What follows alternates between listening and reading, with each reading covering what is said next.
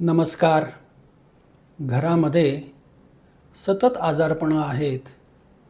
जीवन संघर्षमय झालेलं आहे आणि वरचेवर काहीतरी भाजणं, चटका लागणं, जळणं अशा गोष्टी घरात सदस्यांच्या बाबतीत घडत असतील तर एक गोष्ट तपासून पहा की तुमचं किचन आणि किचनमधला ओटा.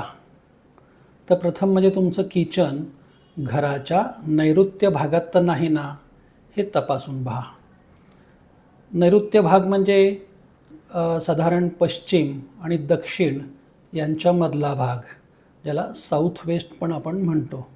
तर या भागात जर किचन असेल तर घरामध्ये अशा प्रकारचे अनुभवायला मिळतात असं शास्त्र सांगतं, वास्तुशास्त्र सांगतं.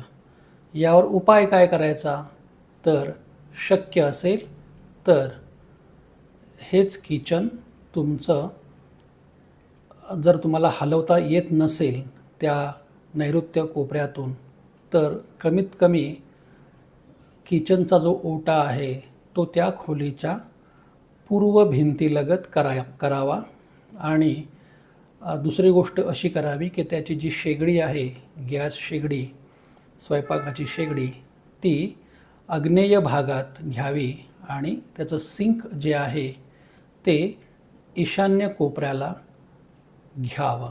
म्हणजे एक जर गृहिणी पूर्वेकडे तोंड उभं करून राहिली तर उजव्या हाताला शेगडी आणि डाव्या हाताला सिंक, अशा प्रकारचं किचनचं चित्र उभं राहील.